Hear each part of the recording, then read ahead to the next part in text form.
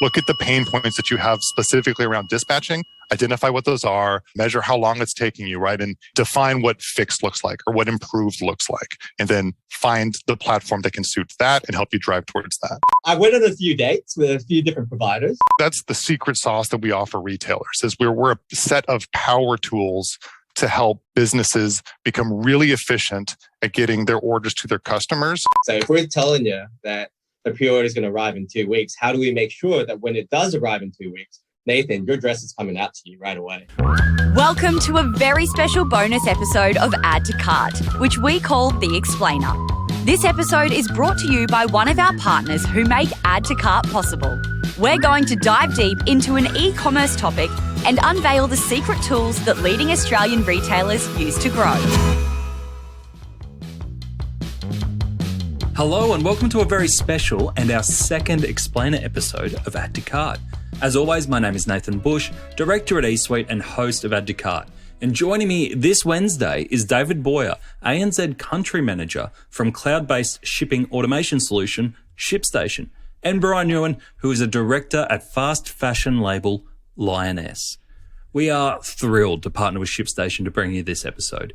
If you haven't heard or used ShipStation before, they automate the fulfillment and return processes for hundreds of thousands of e-commerce stores by integrating into over 100 selling channels, 40 carriers, and 100 tangent e-commerce solutions. Many of the integrations you would have experience with or have heard from on Add to Cart, including Shopify, Sendle, and Amazon. Lioness, they put the fast into fast fashion, and they use ShipStation to prioritize their fulfillment queue, sort out split shipping, and help facilitate pre-orders. Their results so far have been amazing, with increased dispatch speed and processing speed of 50% since implementing ShipStation. Today, Brian takes us a little bit deeper into how they've set up their processes to deliver an amazing customer fulfillment experience and optimize processes for their e-commerce business. And if you're impressed by what you hear from David and Brian today, ShipStation has given Add to Cart listeners a 30-day free trial with 3 months free of ShipStation if you sign up in October. Perfect timing to automate those orders leading into Christmas. Simply use the code Add to Cart, that's all one word, Add to Cart, at ShipStation.com/Add to Cart. That's ShipStation.com/Add to Cart, using the code Add to Cart to redeem the offer. So, because we don't like to keep our customers waiting, let's get into it. Here's Wednesday's bonus explainer episode with David Boyer from ShipStation and Brian Nguyen from Lioness. David, we are here to talk about taking your fulfillment to the next level. So that means a lot of different things to a lot of different people. From your experience and what you're seeing, what does a good fulfillment experience look like to you? Yeah, I think that's a good question. I think there are two perspectives on that, two ways to look at it. One from what is a good fulfillment receiving experience, right? From a consumer perspective, if anyone, the three of us were to buy something. And then there's the one actually doing the delivery. So the delivering experience.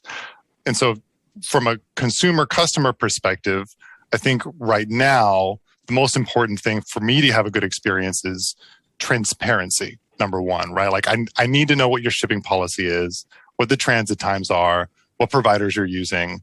Some recent polling that we did at ShipStation indicates that the impact of a bad experience for shipping, like a delay or it didn't arrive on time, et cetera, it's actually negatively impacting the consumer's impression of the retailer over that of the carrier in particular, right? So what as a retailer, how can you get ahead of that and actually be transparent about the policies or delays so that brand tarnish can be mitigated? And I think the second point on that for a good experience for me, for consumers, is providing options. Right. So what we saw in 2019, 2 years ago now, which is crazy to think about, was that fast and free was like the thing, right? So fast and free, everyone expects that to be fast and free and everything arrives on time, right? There were no major bottlenecks. But what we're seeing in 2020 and now extending into 2021 here locally is that consumers are actually willing to pay and upgrade shipping to express to next day, same day even, right? And they're a lot more willing to opt into that, assuming that it'll arrive on time, right, within that time period, because they know the delays now exist. So that's from like the fulfillment experience receiving. From the delivering perspective, it's all about how a business can have a headache-less process for getting orders to customers. So obviously, and this is where ShipStation fits in, it's about having the right platform, right? So this is where we play a big part. It's either a combination of tools, one tool that help you gain like small iterative efficiencies. If you zoom out, big improvements in the fulfillment or the dispatching process. And so I guess like to tie it all together by combining both of the good experience, what we actually see is that businesses that have the right approach with both, right? They cover all bases. They actually have a competitive advantage, and they're making delivery the point of differentiation between their competitors, which helps them succeed, obviously. It's a really good point. And you've actually brought in one of your retailers who are using the ShipStation platform. Welcome, Brian. Hello, how are you guys going? Good. Now, Brian, you are with Lioness. And so is what David was saying there around transparency and options being real challenges and differentiators for retailers, does that ring true for what you guys are doing as well? Yeah, I really have to echo David's sentiments there. So he touched on a couple of points. One being the transparency, and then also the fact that a lot of times when something goes wrong during the whole shipping process or the flow, even though, people are aware that it's a carrier or a provider, that's where it's been stuck up. You've got tracking numbers, you've got all those things, you can see that sort of flow. But it comes back onto us and our customer service, and it's really the retailer that's let you down, or it's perceived to be the retailer that's let you down when you've not received something in time. You've not received it, in time for that special event that you thought it was. So, with us, we're a fashion company, so people are wanting our dresses kind of like, before the weekend and before this party, that sort of thing. So what David said just then is definitely ringing true for our industry. People will pay a little bit on top for things like same-day delivery, which is something that we offer. They'll pay a little bit on top to schedule a certain delivery time frame. Or if there were like split shipping options, so if we sold something pre-order and then part of it's actually capable of being fulfilled today, people will pay that little bit of extra to get it today rather than, in a month's time or whatever it is. Yeah, that makes sense. And David, you alluded to it before around your research in the global pulse. And look, unsurprisingly, a lot of the research said that shipping wasn't slowing down. I think we've seen that recently with some of the headlines, especially leading up to Black Friday, Cyber Monday. But what did surprise me is that one of the findings was that half of Australians said they expect brands to offer free shipping, extended return windows, and free returns indefinitely.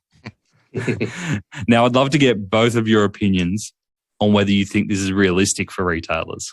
I think had you asked that question to us 5-10 years ago, it would have been a resounding no, that's completely unrealistic. I think today businesses have a sea of options, like an unlimited amount of options in terms of how to make fulfillment simple, how to make the returns process as simple as it can be. And that's really the expectation now from consumers, thanks to Amazon, thanks to the Iconic, right? Is they want a hassle-free, straightforward returns process that they don't have to spend time deciphering, right? It's just they know the policy, it's free, it's simple, it's for X number of days, and they can just do it at their leisure. That's the other important thing is they want to do it themselves. They won't have to, go through 4 different interactions with the customer service agent to get the download or whatever. They just want to take it and download the label and then drop it off whenever they can at their convenience. So I think the expectation from consumers and businesses needing to adapt to that, I think it's a realistic expectation. And I think there are the tools available in the market for businesses to adapt and add that flexibility and add that simplicity in their return process or return policy, as well as just through the options that they offer at checkout, right? Giving, like I said before, the opportunity for choice, right? Upgrade or downgrade or free, or whatever the business strategy is. Yeah, you're obviously listening to this as a business because you offer free express shipping locally here in Australia for orders of $50 and over, and internationally for over $100. That's a really competitive offer, and that stands up against some of those leading retailers. So obviously you're meeting customer demands. Is there anything you need to compromise to meet that? No, well, I think what it comes down to is just the quality of the consumer engagement with the brand, right? So, there are a lot of options in the market. We're talking about the ability for, free shipping, free returns. You're mentioning what our, specific policy is to engage with our customers. So I think what really it boils down to is, as a business, how do you want to engage your customer? Do you understand who your customer is and how you need to provide them your service, your product, whatever it might be? And then you take these tools in the market and you sort of create that situation, you create that sort of engagement for them to interact in that way. So for us, like you mentioned, it's free shipping locally over 50. You're not going to find something on our website that's under 50 pretty much. The only reason why it would be under 50 is because it's probably like a final sale item. And so, that's quite understandable that if it's a final sale item, it's going to cost us more to get out there. But, that said, sometimes we might make, break even points and might make losses. But the reality is what we're looking for strong engagements with our customer, getting them the fashion that they want at the time they want, sort of quickly. Yeah, those are the main things there. And how do we make that sort of work, moving parts? It's about partnerships, I guess. On one side, it's obviously the carrier and the providers. We've got, Ozpost and all those sort of guys out in the market that we can work with. And then, on the flip side, you got people like ShipStation here, David. And, it marries well, isn't it? It's like, how are you putting these pieces together to be able to interact with that customer in that way? Yeah. So for those who haven't come across ShipStation or used ShipStation before, Brian, I was going to ask David this question, but I might ask Brian because it might be funner to get the retailer's view first. Can you tell us how ShipStation fits into your ecosystem of how you get products out the door?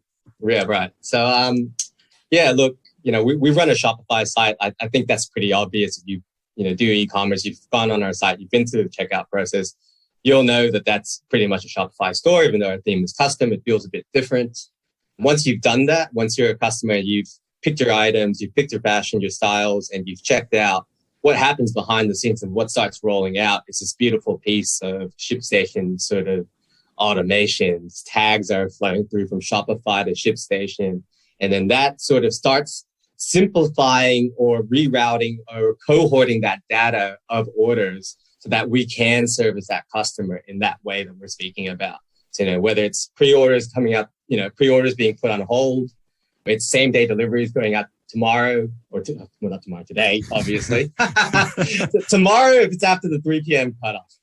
So, there's always little moving pieces. And, if you're getting 200 orders a day, how are you going to do that? It can't just be an order queue. It has to be something sensible that we're able to interface with and work with to be able to bring those orders through to us in a way that we can manage it. Yeah.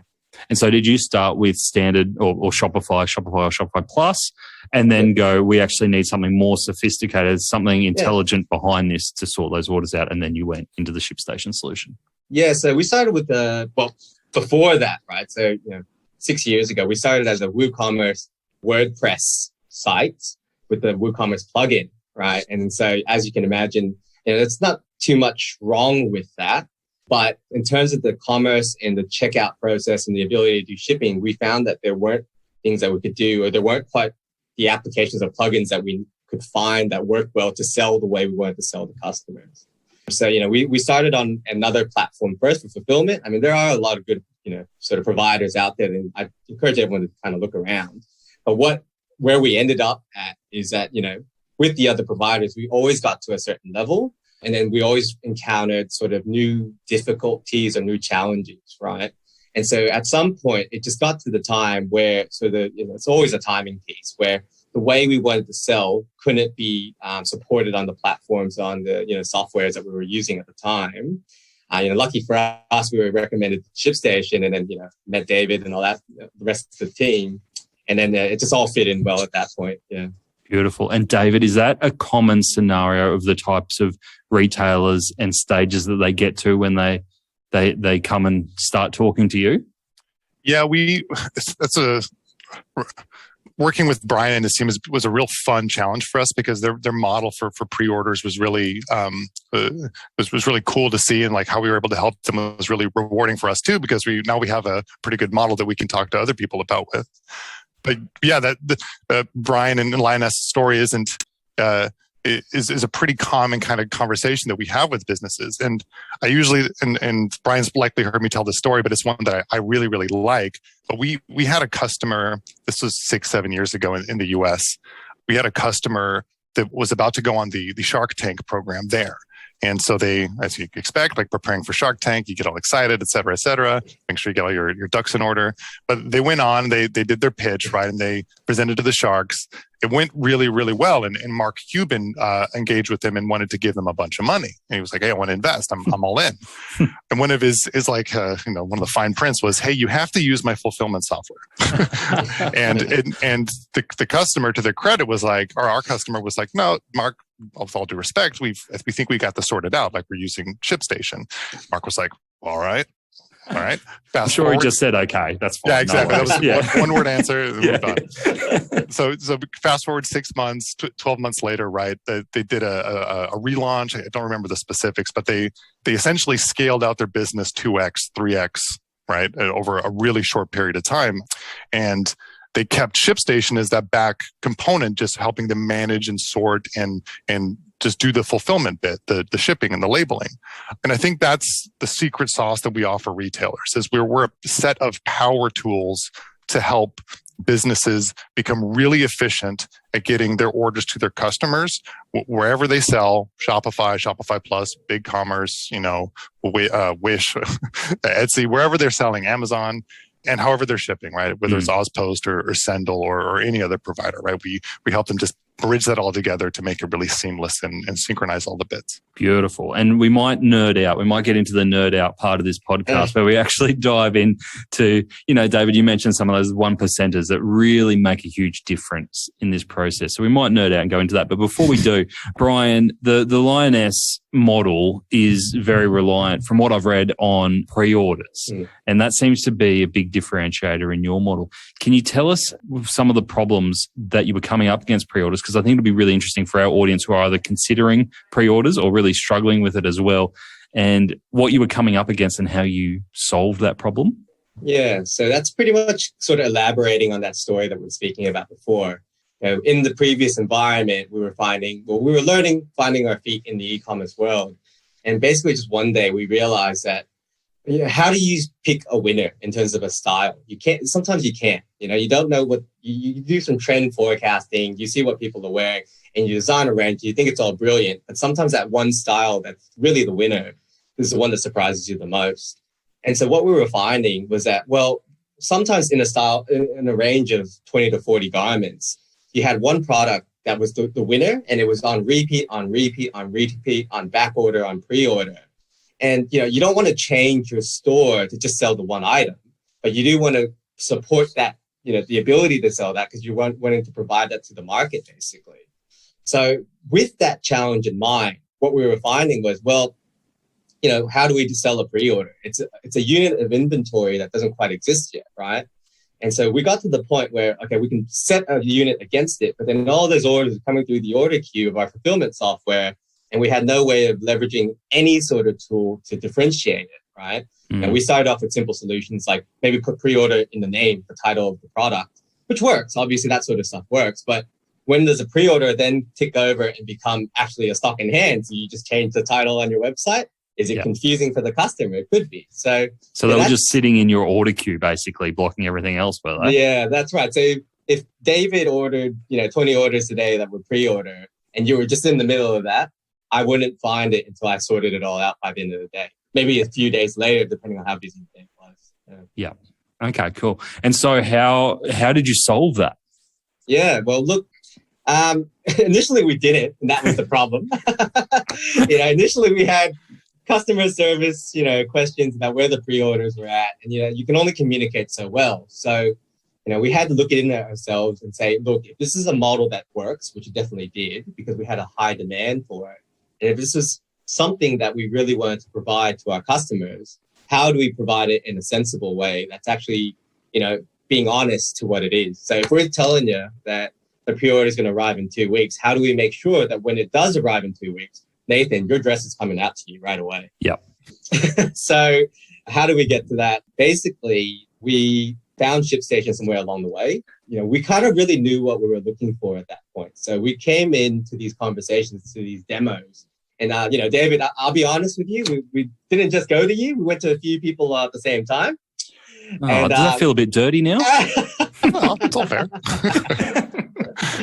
Oh, gosh. But look, I went on a few dates with a few different providers, but ShipStation really struck out to me as a special one, because in terms of the problem that we had in mind, the thing we were trying to cater, the thing we were trying to support, there was just something out of the box that was ready to go with ShipStation. And that was the ability to set automation rules, the ability to use tags from Shopify in order to find those automation rules.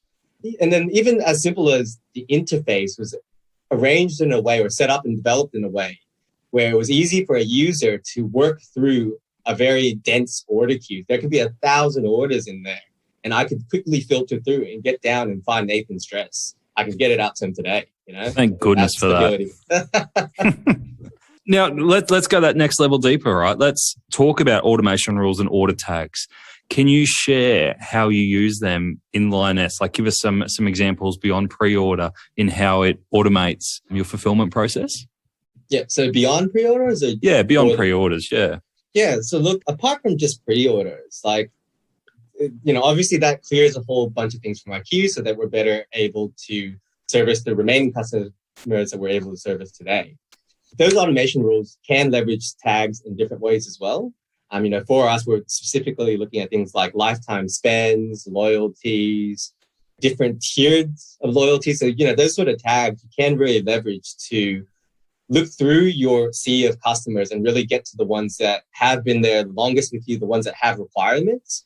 Even those things we were talking about. So like, same day deliveries and having a requirement, if a buyer went through our checkout process and said, put into the buying notes, hey, could I please have this by, X date because I've got a wedding to go to or whatever it is, it's something really important. We're able to look for those things too and try to use those to better communicate with our customers. So for us, especially, like once you get through the big order queue, we can actually think about, what other ways do we want to engage with our customer? And then how do we find that data and then use that data to get to them quickly and fulfill to them quickly? Some great examples there. Like even that customer lifetime value one of being able to bump your most valuable customers to the front of that fulfillment queue is such a nice mechanism. David, from some of the retailers that you're speaking to and the implementations that you've seen, have you seen kind of any automation rules or order tags that have stood out to you? I think, well, honestly, to give Brian and his team some credit, they've built a really sophisticated, orchestrated process that is really impressive, and I haven't seen something to that degree in a long time. So I have to give kudos there. But I think something that maybe a lot of retailers listening maybe it'll translate more realistically is that one of the values of the automation rules is to reduce the manual process of having to decide. Like, you don't need to decide for everything. Let the system decide for you. And that's really the core of what the platform offers through automation is how to take whatever was promised at checkout and match it through to the equivalent service that the retailer wants to use, right? Whether that's Ozpost or any other provider. And there's a lot of bells and whistles around that, but the core is really that simple, taking whatever parameter from some of the deep integrations that we have with Shopify or other platforms, and then using that order information to do the cool stuff of automating the service, maybe adding a note, using a different email template that says, hey, thanks a lot for being a super repeat customer, right? Whatever those small little things that help give Lioness or whomever that the really awesome delivery experience, those are just available to everybody. Like really, we feel strongly that we've democratized that to any retailer that wants to use it. And it's relatively simple to set up. That's the other core thing there is that, yeah, the interface is pretty self-explanatory and intuitive, but it's a set and forget type model. You build it, it does it, you revisit it every once in a while if you need to make adjustments, then it just does it. It's a really good point you make there, because when you're handing over that experience, because we spend so much money and time on acquisition, on website optimizations, and then to your point earlier, you just go, here's my parcel. I hope it gets there at the most important time. Like that's when the customer's anxiety is so high. To be able to have those little messages as part of the journey really makes a big impact. Yeah, it's funny. One of the things that I like to remind my team here is that the less time, and this is so backwards thinking, well, kind of, the less time people spend in our software, the better. Right? If they're just in there for 5 minutes, they printed 1,000 labels. Awesome. That's great, right? So we don't want them spending hours, right? That's the opposite of the outcome we want. We want them in there as little time as needed to just do the job that we play, which is helping them print labels. And then they're off to do the things that you mentioned, Nathan. They're optimizing their site. They're thinking about what new marketing campaign can be done. What can they do through social? Things that can maybe bring more revenue back to the business, and they can rest assured that the shipping, logistics, fulfillment part has been sorted, and they can just do it routinely. Yeah. And Brian, I think you alluded before to split shipping of orders. Mm-hmm. That's one thing that I continually hear from retailers is a real bugbear, especially with some of the inventory issues that are happening at the moment. Mm. Would you say that you've mastered the split shipping system? Yeah, like with ShipStation and split shipping is quite, very, very easy to do. It's like David says, less time in the system is always good. And it's less, time spending under the hood and actually having a bird's eye view of everything going on instead. And so, I think ShipStation out of the box is ready to go with that. I think something also I didn't touch on before that is helpful is we were talking about less manual things. And so ShipStation does have the scan to verify functions that we do actually use quite a lot as well. That's something that means that people are not having to look at, SKUs and barcodes and match it. It's actually just a quick beep, beep, beep, beep. Green light means go, and that's it. So how does that actually work? So do all your packers have handheld devices? Yeah, so our packers all have designated workstations where the devices are all local there. That includes, the printer, the scanners, everything that is. So once you have the trolleys and the bins come across to your packing station, all it requires is a scan of the packing slip, a scan of each individual item. The UPCs match up. You see a bunch of green lights and off you go. Yeah. Beautiful. Beautiful. And I've read that you were able to make significant savings, both from the automation that we were talking about, but also by having those features in place, like the scan to verify. How do you quantify the impact that a system like this and the little 1%ers that you introduce along the way make over time? Yeah, look, you can quantify, if we're going to nerd down into it, you can quantify the time saving. That's something that you can see as a metric. I can sit there and have a stopwatch on and just check, how many seconds are we saving through the scan to verify? With those savings, can we redeploy that capital somewhere else in the business that will generate more, value or revenue, whatever it is, whatever the focus is. And so, in terms of timeliness, we're looking at things like 50% in some cases, or some portions of the, dispatch process. In terms of the other things, the invaluable, the unquantifiable things would be the time saved, the less time spent under the hood to actually look at these things or set up the rules and actually look at the business as a whole in a more holistic way. And I'm sure you did that business case when you were doing your dating rounds. Has there anything that's been surprised you? Any specific benefits that surprised you that you found along the way?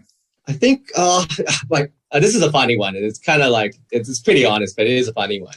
I won't lie. There have been sort of hiccups along the way. And the surprising aspect has been ShipStation's customer service approach. A lot of these softwares or providers, you'll get signed up on the dotted line and then you're in a sea of subscriptions and you'll never get that, the extra support that you do need to get those rules right, right away. And so, with ShipStation, they've got a local office here, a great team under David's care. And, we are able to get that support in a very full way. That's in addition to everything that the platform itself provides. I think it's always funny. Like you think you know a thing, like you think you know a platform, or you think you're really good at using your iPhone or whatever it is. And then one day you see someone else using it in a certain way, or someone mentions it, and you're like, oh, we can do that as well. And then that's an extra, 2 seconds shaved off, or an extra 5% of errors eliminated or something like that. So there have been a little, things like that along the way. I can't really think of a specific one right now, but there have been. That's great. And we mentioned the express shipping option. And on your site at the moment, we've got dispatch promises for 2 to 3 days, which is probably, if we're honest, a little bit longer than most retailers. Is that accurate to how long it actually takes to dispatch, or is that managing customer expectations? Our actual dispatch time is, if you've placed something today, it's actually going to be out tomorrow. So it's actually next business day. To answer your question, it is managing a bit of expectations in the current climate. Not necessarily anything to do with us, but people, as we said, customers do see this whole shipping and dispatch and fulfillment experience as being something that is to do with the retailer rather than any of the providers in the market. So, as you would know, like the headlines in the market right now are a lot of carriers are struggling. If we can absorb some of that pressure in the front end, it kind of helps just to manage that expectation all the way to delivery. But, the actual dispatch time is next day. Yeah. Oh, it's smart to Under promise, over deliver. So I think that makes a lot of sense in today's climate. Now, David, you are heading up ShipStation in APAC, and obviously a US company, and establishing that presence in Australia. And we've already mentioned some of the integrations and partnerships with people like the Shopifys, the Australia Post, the Shippits, and it's never been more important to have strong partnerships and backup partnerships for when things hit the fan. What are you seeing in terms of retailers' approach to integrations and partnerships? Where are people putting a lot of time and emphasis at the moment? Yeah, I think that's a really good question, and I think it summarizes a lot of ways that encapsulates the predicament that a lot of businesses have in Australia right now. Is that you want to invest in long-term partners, carriers, platforms, but the dynamic nature of this COVID situation is just forcing people to make choices that are a little bit more prescriptive than strategic. And so I think if I narrow in short term, what we're seeing is businesses are really desperate for choice, right? They want, particularly on the carrier front, like the challenges that Australia Post is having right now are really, really quite public. And a lot of businesses, because of the expectation from their consumers, they can't just be reliant on one provider anymore. They need to pivot. They need to have, another national carrier, all right, an alternate, mix things up with metro delivery, and then also like regional delivery. So that's what we're seeing in the micro right now, is that businesses are pivoting to have multi-carrier approaches to how they do delivery. And then if I zoom out more strategically, and just like for I think Brian and Lioness are a really great example of this, businesses should be looking for consultative approaches to their partnerships, right? Or partners that offer a consultative approach, and asking the questions around how can we put things in place today that'll help us 2 years from now, right? 3 years from now. So that's would be my advice for businesses, retailers looking for across the platforms and the integrations, is find a platform partner. One, use Brian's point from before, it suits your business requirements, right? Know your business, know how to select the right partner, go on plenty of dates, et cetera. And then, asking the questions like, hey, 2 years from now, where are you guys headed? Are we in this for the long haul? And then, marrying up with the ones that have a similar vision to yours. Yeah. So don't get married too early, and make sure you're marrying the right person. That's right. Shop around. I like Have it. a strong prenup. Have a strong prenup. With your legal background, Brian, I'm sure we do have that. Now, guys, we've got to wrap up soon, but I'm really interested to hear, because obviously you're both talking to a lot of retailers at the moment. If someone's kind of on that precipice of going, our order queues are getting out of control, we're at the point where we need to go to the next level in having some intelligence behind this, whether it's ShipStation or they're in the dating phase, where do you suggest, how do you brief in to understand what solution is right for you? Because there's so many things that it can do, right? What are usually the make or break elements, apart from having good partnerships, and having a support team there? Yeah, I think it's easy to get sort of over-crazed and excited and washed up in the e-commerce sort of wave that is going on currently. There are a lot of things out there. There are a lot of ways to sell. And you can sort of shoot yourself in the foot by doing too much but nothing well. So to really understand what your business strengths are and what you're trying to either improve, or else what your business shortcomings are and trying to improve those, having a very distinct and targeted approach rather than a one-size-fits-all. Just because something works for another brand doesn't mean it's going to work for us. So we have to really understand, at the end of the day, it's the customer, right? So understand who your customer is, what they want, and how you want to get it to them, basically. And then so once you have those things really clear in your concept, in your mind, I think that's the best time to go dating. It's if you want to have a white picket fence in a house, or do you want 2 kids, or whatever it is. If you have that clear goal and objective, it's easier to find the right partner. It's a really good point, because it's so easy. There's so much talk and so many examples of different shipping methods and fulfillment methods at the moment. So easy to say, I need to do all of it, when it might not be right for you. There's a lot of hype out there in different areas. What about yourself, David? Yeah, I think pulling on one of those themes is the question that we always ask is around how much time you're spending, right? As a business, how much time are you spending doing these processes, either manually or current system or whatever, and quantifying that, and then helping them eliminate that time sink. because we know that there's a better future where you're spending far less time managing the shipments and more time actually printing and packing and doing the real work. That would be the one thing I would recommend businesses identify, right? It's like, look at the pain points that you have specifically around dispatching, identify what those are, measure how long it's taking you, right? And define what fixed looks like or what improved looks like. And then find the platform that can suit that and help you drive towards that. Yeah, nice. And to Brian's point before, you don't have to be overly sophisticated about it at that stage. A stopwatch and a timer works just as well, right? To set a benchmark. Yeah. Now, Brian, I'd love to get your thoughts on what you can share around what you've got on your mind or your roadmap around fulfillment for Lioness. What's kind of keeping you up at night? It's fun. That's a good question as well. Speed is probably becoming less and less a problem. With a provider like ShipStation, we can work on those things, and volumes, it's just a scale game. The things that keep me up at night would really be about catering to the specific markets in different ways. So, the best way the expansion is, obviously we've got the local Australian market, we've got New Zealand on the horizon, we've got the US as a very fast growing organic market. And we have to understand, at least for us as a brand and as a retailer, these people want, their products or their service to be a different way. So the thing that keeps me up at night is how do I cater to these different customers in those differing ways without losing focus of who got me here in the first place, who I want to service, and without sort of just lumping them into one category. Because as soon as you feel like you're a customer or a consumer that's just one of many, that's probably when you start getting lost and you go look elsewhere for your products. So for us especially, it's doing that. And the good thing about the partnership that we do have with ShipStation is that through the use of automations or leveraging tags, those sort of things, we can see our customers separately, and we can cater to them specifically as a result.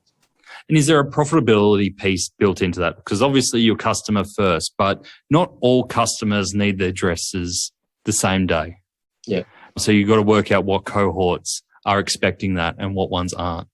Yeah, that's right. So a more specific example would be, we all know that Brexit happened in the UK. We all know that the EU ICS2 changes occurred this year even. So as a result, we didn't want to shut our doors or our shop down to people in those areas, but we had to be able to look at it and go, well, how do we get something to you? Like, we want to get our fashion to you. We know you love it, and we know the margins might shrink a bit or whatever the case is.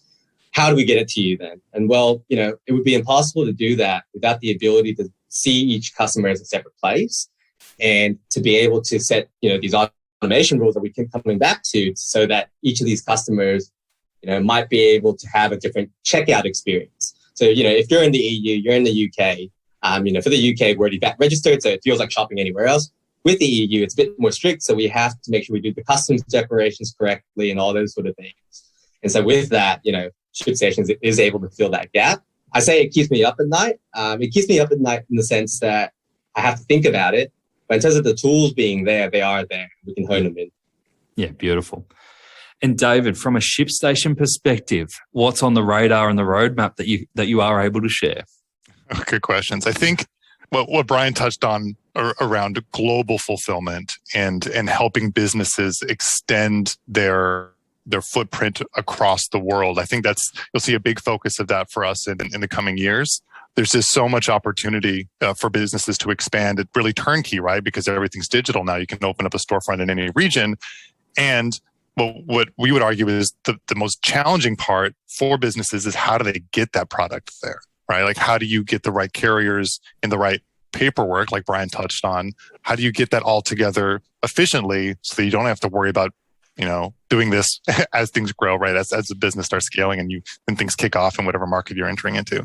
We offer a pretty sophisticated network of 3PLs through our platform. So that's another way that businesses can leverage not just shipping from Australia. They have to have everything here. They can leverage micro fulfillment centers across the world to reduce costs in that last mile component, the last mile delivery.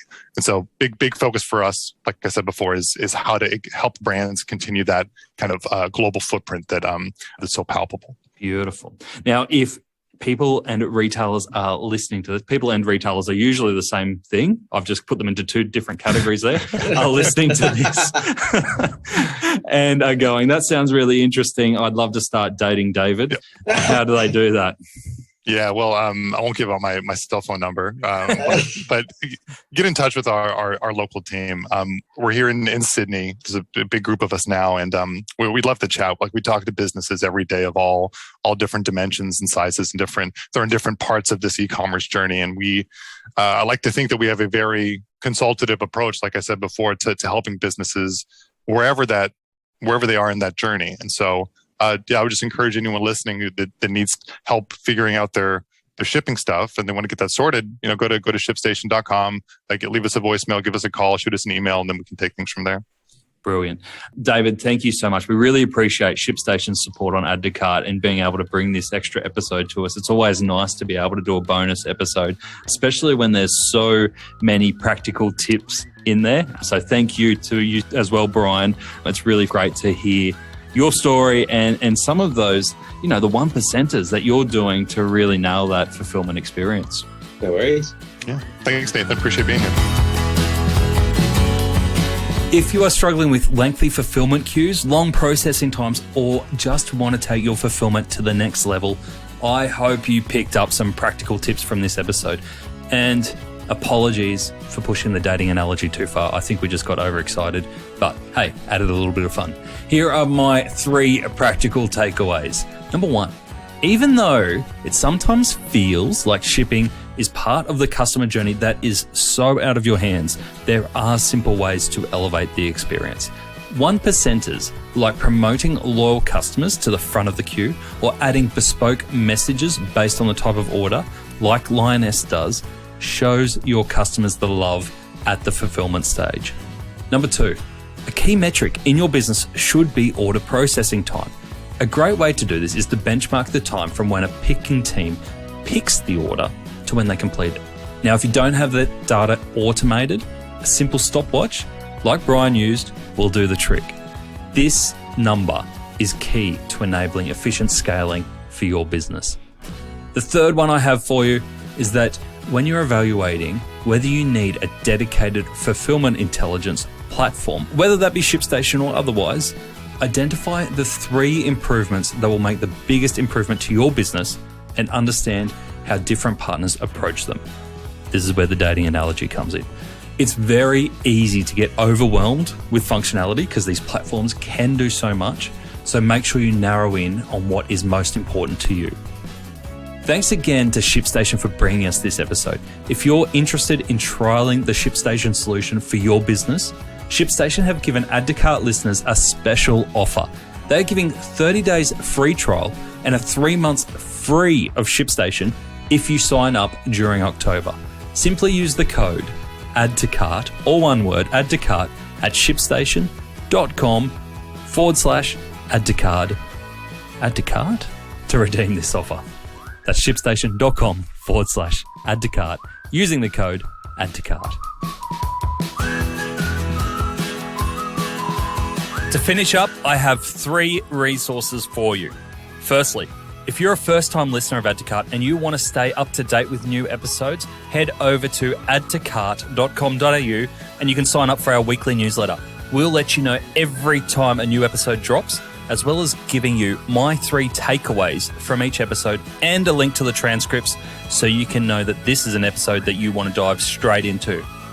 Secondly, if you want a weekly roundup of the best e-commerce case studies, tools, and research, sign up to the High Five Friday newsletter, which is delivered to inboxes at 8 a.m. every Friday morning. I read all the e-commerce news and send you the bits that I think you can take action from. Sign up at 12high.com.au/high five. And the last thing, if you are looking to explore your next e-commerce opportunity, head over to esuitetalent.com.au. We are a dedicated e-commerce talent agency connecting the best e-commerce talent with the fastest growing brands.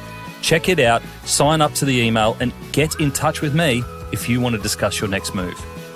Until next time, thanks for listening and keep those customers adding to cart.